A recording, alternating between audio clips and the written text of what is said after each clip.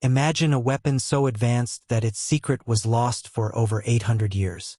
A weapon that could burn ships on water, that even modern scientists can't fully replicate. Or a metal so strong and sharp that crusaders would pay fortunes for a single sword. A metal forged using techniques we still don't completely understand today. The Chukonu, Chinese repeating crossbow. This was invented in China around 400 AD. This wasn't just a crossbow. It was a rapid-fire weapon that wouldn't be matched until the invention of firearms over 1,000 years later. Here's what made it revolutionary. A regular crossbow takes time to reload. You pull back the string, place the bolt, aim, and fire. One shot every 15 to 20 seconds if you're skilled. The Chukonu could fire 10 bolts in 15 seconds. It had a magazine on top that held multiple bolts. You just pushed and pulled a lever, and it automatically loaded, cocked, and fired. Over and over. Think about that. In ancient China, over 1,600 years ago, soldiers had a weapon with a fire rate comparable to early muskets. Enemies facing this weapon described it as arrows falling like rain. But its power was lower than traditional crossbows. But in massed formations, volume of fire was more valuable than individual bolt strength. This design was so effective that variations of it were still being used in China into the 20th century. The Hwacha, Korean rocket launcher. In the 1400s, this weapon was basically a medieval multiple rocket launcher. And it was absolutely devastating. Picture this. A wooden cart with 200 launch tubes mounted on it. Each tube loaded with a fire arrow, which was essentially a gunpowder rocket with a steel tip. When fired, all 200 rockets launched simultaneously. The effective range was about 500 meters. Imagine being on the receiving end. 200 flaming, explosive projectiles screaming toward you all at once. The Hwacha was used most famously during the Japanese invasions of Korea in the 1590s. Korean forces used them to devastating effect, breaking Japanese formations and causing mass panic. But here's what makes it ahead of its time. This is essentially the same concept as modern multiple rocket launcher systems like the Russian Katyusha from World War II or the American M270 MLRS used today. The Koreans figured out saturation bombardment and area denial in the 1400s. It would take the rest of the world another 500 years to catch up. Ancient Greek flamethrowers. Ancient Greece around 400 BC. And yes, they had flamethrowers. Historical records describe Greek engineers creating hand pumps that could spray burning liquid at enemy soldiers and fortifications. The fuel was usually a mixture of oil, sulfur, and other flammable materials. The mechanism worked similarly to a modern spray bottle or pump. Soldiers would pressurize a container, then release the valve to spray the burning liquid through a nozzle. These weapons were particularly effective in sieges. Defenders could spray fire down on attackers trying to scale walls or break through gates. The psychological impact alone was massive. Imagine facing fire being sprayed at you over 2,400 years ago. But the real innovation here is the delivery system. The Greeks understood pressure mechanics, fluid dynamics, and combustion well enough to weaponize them. That level of engineering wouldn't be commonly seen again until the Renaissance, over 1,500 years later. Modern flamethrowers weren't invented until World War I. The Greeks had a working version 2,300 years earlier.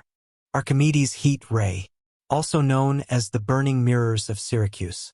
In 212 BC, the Roman fleet was besieging the Greek city of Syracuse. Archimedes, the legendary mathematician and inventor, was tasked with defending the city. According to ancient historians, Archimedes instructed soldiers to position large bronze shields and mirrors along the shore. When the Roman ships came close, the soldiers angled the mirrors to focus sunlight onto a single point on the ship's wooden hulls. The concentrated sunlight supposedly generated enough heat to ignite the wood and set the ships on fire. From a distance, using only mirrors. Now, historians debate whether this actually happened. Some argue it's a myth, but modern experiments have shown that it's theoretically possible. MIT students successfully recreated the effect in 2005 using bronze-coated mirrors and focusing sunlight on a wooden ship target. Took time, but it worked. Whether or not it was used in battle, the concept itself is brilliant. Using focused solar energy as a weapon. Damascus steel swords. Between the 3rd and 17th centuries, swordsmiths in the Middle East and India produced blades from a material called Damascus steel. These swords were legendary. They were incredibly sharp, almost impossibly flexible, and virtually indestructible. European crusaders encountered these blades in battle and were shocked. Damascus steel swords could cut through European swords like they were made of wood. Stories tell of Damascus blades slicing through falling silk scarves and cutting through rifle barrels. The blades also had a distinctive wavy pattern on the surface, created by the unique crystalline structure of the steel itself. This wasn't decorative engraving. It was a natural result of the forging process.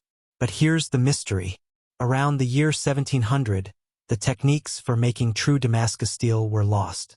The trade routes dried up, the specific or sources were depleted, and the knowledge died with the master smiths.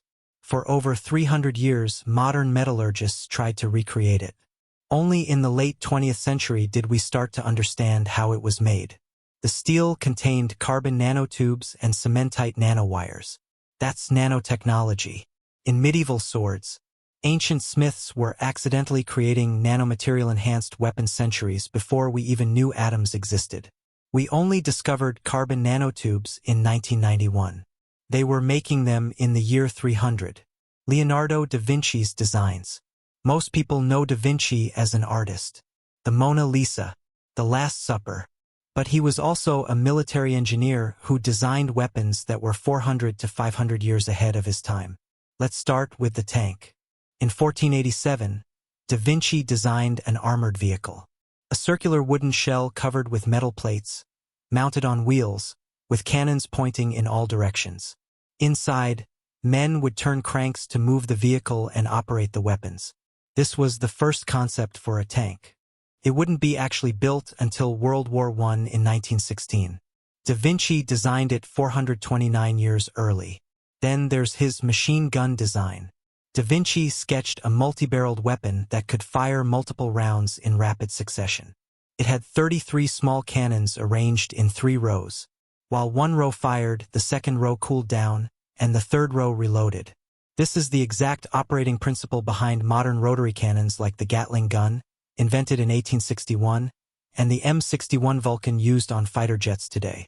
Da Vinci designed it in the 1480s. He also designed giant crossbows, armored ships, diving suits for underwater sabotage, and even a primitive helicopter called the aerial screw. Most of these designs were never built during his lifetime. The technology and materials didn't exist yet. But when modern engineers tried to recreate his designs using his exact specifications, many of them worked. Da Vinci's mind was operating on a level centuries beyond his era. He understood mechanics, engineering, and warfare in ways that wouldn't become common knowledge until the Industrial Revolution. Greek fire. This was invented by the Byzantine Empire around 672 AD. Greek fire was a liquid incendiary weapon that changed naval warfare forever. And we still don't know exactly how to make it. Here's what made it so deadly. Greek fire could burn on water. Couldn't be extinguished with water. In fact, water made it burn hotter. It stuck to whatever it touched like napalm. And it could be sprayed from tubes mounted on ships, like a medieval flamethrower. Byzantine warships would sail close to enemy fleets and unleash jets of liquid fire. The enemy ships would erupt into flames. Sailors who jumped into the water to escape would burn alive as the fire followed them into the sea. Enemies described it as liquid hellfire. Some accounts say it burned green. Others say it made a roaring sound as it ignited. The psychological terror it caused was immense. Entire fleets surrendered rather than face it. The Byzantines used Greek fire to defend Constantinople from multiple Arab sieges. It saved their empire repeatedly.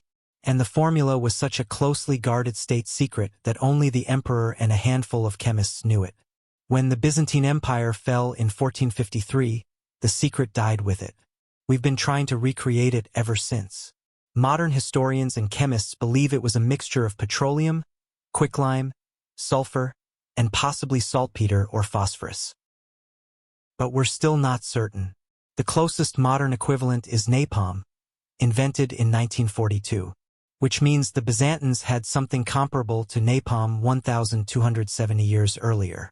Greek fire wasn't just ahead of its time. It was so far ahead that we lost the knowledge and had to start over from scratch over 1,000 years later. Which of these ancient weapons impressed you the most? Let me know in the comments.